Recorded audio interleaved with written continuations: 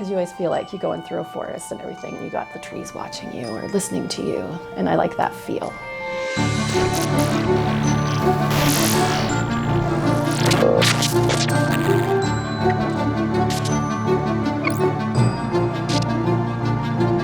My name is Sheri.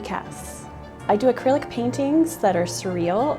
They have a little bit of spiritual sides to them, mystical, a little bit of Tim Burton here and there. So yeah, some acrylic paintings and some mixed media. I started art when I was young, but mainly self-taught, and just kind of grew from there. And within COVID, I kind of needed some sort of something to anchor my emotions and feelings, and just kind of put that all into my artwork. And so, yeah, so it'll be either light or dark, depending on my mood and when I paint. When I start the whole process of doing a painting, I will go with an emotion or a feeling.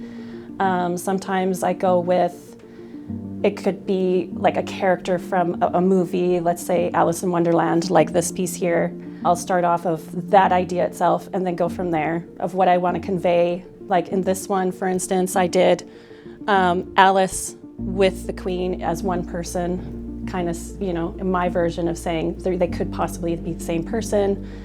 And then just go from there. I usually don't tend to draw out my artwork first. I just tend to paint and just go from there and let the emotions go over and take it from there.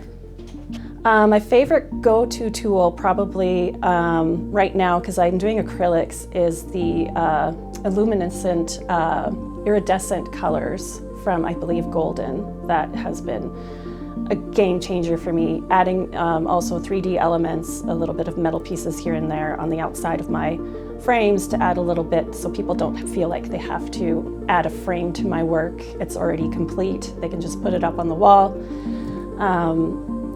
What else has been a game changer? Constantly morphing and learning about the process of how other people are creative as well. YouTube is a nice free tool for that, where you get different techniques, multiple techniques of ideas that you never even thought of can be brought into your work to give more texture, to give there's so many options that I just love. So those tools would probably be the ones that I would suggest for anybody starting out. Yeah, and then I got the eyes. I tried to put little eyes in there to make it a little different, because you always feel like you're going through a forest and everything, and you got the trees watching you or listening to you, and I like that feel. Yeah. My inspiration comes multiple ways. I sometimes like to do a little bit more, I don't want to use the word mundane, but I will do a few landscapes. I will do Alice in Wonderland themed stuff, fairy tale stuff, mystical stuff, witchy stuff. My inspiration comes from basically anything sci-fi, anything fairy tale, anything that kind of lets me open up the room for imagination, no rules. I don't like to be restricted or labeled with my art. I like to have the flexibility of just using my imagination and going wherever I want, and that's why I kind of like the label of surreal mixed media artist more so now, even though these mainly look like acrylic paintings and with like a few embellishments, but I'm kind of evolving as well. The first version that I saw of Alice in Wonderland was the cartoon, and to be honest, as a child, I thought it was very scary and intimidating. My sister loved it and she was okay with it. For me, I was just more intrigued of a little bit of the imagination part of it kind of scared me as a kid, I think, because like it's just out there, you know. There's nothing, there's no box that it's kind of put in. But as I got older, it just intrigued me. It just kept intriguing me and kept bringing me back, because I loved the idea that, like for instance, the White Rabbit kind of is like our hustle culture now, where he's like, oh my gosh, the time, I can't be late, I have to do this, I have to follow what, you know, this crazy lady's telling me to do. And it just kind of, you know, it kind of brings a sense of, I like bringing that into my art as well. So I have a lot of White Rabbit paintings as well that kind of identify with that, like where he looks stressed a little bit and he's got like a pocket watch on his eye, because he's always has his eye on the time. Time is very important, right? So that's kind of what brought me back to that one.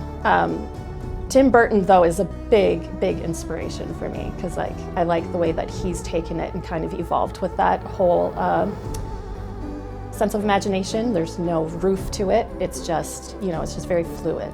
I have been at the Under 100 show before last year in Edmonton, and it was a great experience, and I can't wait to do it again. Other shows I do the White Ave Art Walk. I also do the Witchery Market quite often now, which those are my two main loves. Night of Artists as well is another one that I do yearly. They have an art walk in March usually, and it's mixed with a charity as well. So those are the main ones that I usually do. There's a few here and there that I'll do as well, but those are my main events that I do. The artwork that I'll be bringing to the show this year are pretty much what you see here. There'll be a lot of Alice in Wonderland themed items. There will be a few witchy kind of themed items. There'll be a few of just the nature scenes as well. So this is kind of the feel that you'll get from my artwork that I'll be bringing. I'll be bringing about at least 20 paintings of various sizes. So they'll be small, medium, large, priced accordingly. And I might throw in a few newer pieces in there that are a little bit more mixed media. We'll see how that goes because I'm creating a whole bunch right now for other events too. But I mean, I'm always creating, always doing something. So it might be a surprise of what you see. And, I like to keep it kind of interesting and intriguing. So definitely come down and see the Under 100 show.